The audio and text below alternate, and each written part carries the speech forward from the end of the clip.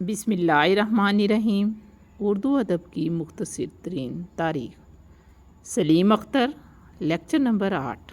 آج ہم پڑھیں گے باب چہارم، وہ بھی سوالن جواباً اور آسان طریقے سے۔ بسم اللہ الرحمن الرحیم۔ اردو ادب کی مختصر ترین تاریخ، باب چہارم کو شروع کرتے ہیں۔ پہلی کتاب ہے ہماری تذکرہ خوشمارکہ زیبا۔ تذکرہ خوشمارکہ زیبا سعادت خان ناصر لکھنوی نے لکھی۔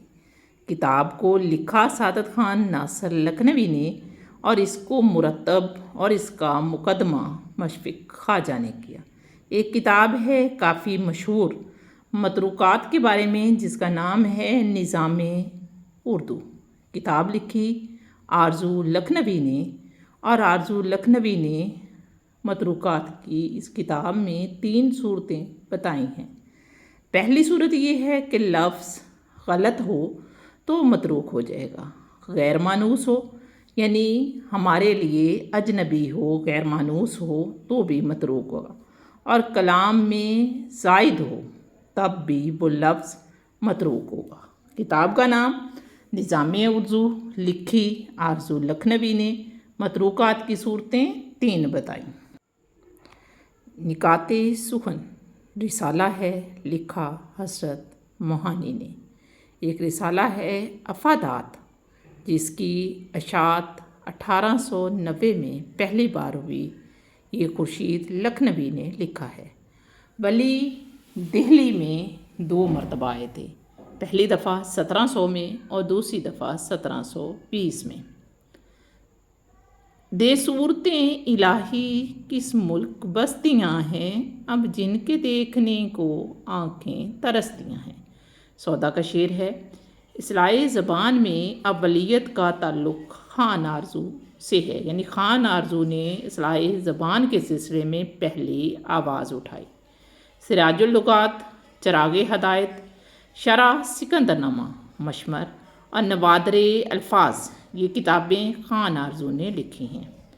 انتقال کے وقت میر نے اپنے بیٹے جن کا نام عرش تھا کو ایک کتاب دی اور کہا اس کتاب میں وہ علم ہے جو تمہارے ماموں خان آرزو نے زبان اردو کے متعلق دیا۔ اس کتاب کا نام تھا اصول اردو۔ منشورات، پنڈت برج موہن دیتریا کیفی کی کتاب ہے۔ تحصیل البلاغت کتاب ہے مرزا محمد سجاد بیگ کی۔ اصلاحِ زبان میں خواجہ عبدالرؤف، اصلاحِ زبان کتاب ہے خواجہ عبدالرؤف کی۔ نور اللغات مولوی نور الحسن نیر کاکوری کی کتاب ہے۔ حضرت موہانی نے جو رسالہ نکات سخن لکھا تھا اس میں وہ اصلاحِ زبان کے لحاظ سے سب سے پہلا نام شاہ حاتم کا لیتے ہیں کہ شاہ حاتم نے زبان کی اصلاح کے لیے سب سے پہلے کوشش کی۔ شاعری میں زیادہ اور نئے الفاظ کا استعمال کیا ہے نذیر اور انیس نے۔ مروجہ اسلوب سے، یعنی جو رائے شدہ اسلوب چل رہا تھا اس سے انحراف کر کے نیا انداز سخن اپنایا ولی نے۔ شاعری میں نئی تراکیب وضع کی اقبال اور غالب نے۔ تشبیہات و استعارات میں جدتیں پیدا کی میر، انیس اور غالب نے۔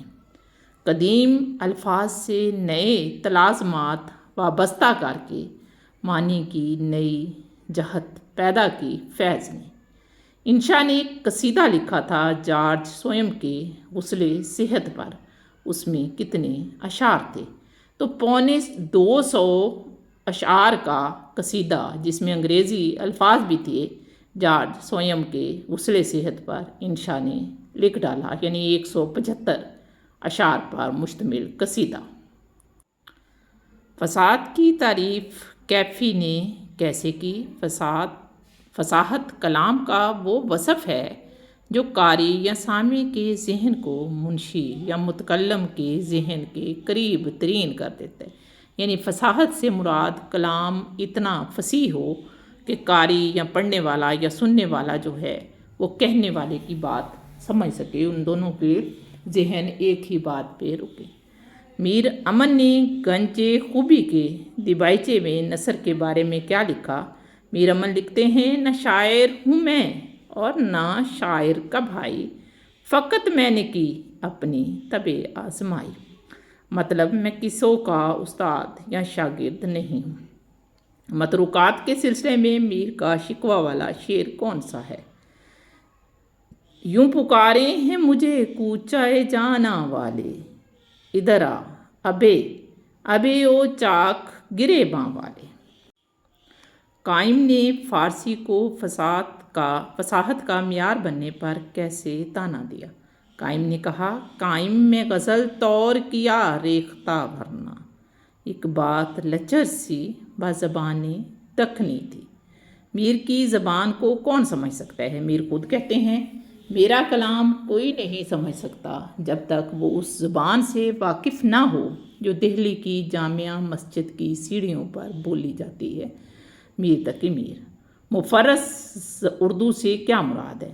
عربی فارسی سے پاک بھاشا، جیسے رانی کیتکی کی کہانی، ابن انشا، باغ و بہار۔ میر امن کی زبان مفرس اردو کہلائے گی۔ متروک الفاظ کون سے ہوتے ہیں؟ جو الفاظ غیر فصیح قرار دے کر باہر کیے جائیں، یعنی زبان سے باہر نکال دیں اور تخلیقی مقاصد کے لیے اچھوت سمجھے جائیں، متروک کہلاتے ہیں۔ متروکات کے بارے میں نظام آرزو نے کتاب لکھی ہے، جس کے بارے میں تھوڑی دیر پہلے میں نے بتایا ہے۔ سنسکرت کے مردہ ہونے کی کیا وجہ تھی کہ اس کو نئے الفاظ نہیں ملے؟ یہ کس کا شعر ہے جستجو کے خوب سے ہے خوب تر کہاں، اب ٹھہرتی ہے دیکھیے جا کر نظر کہاں۔ الطاف حسین حالی۔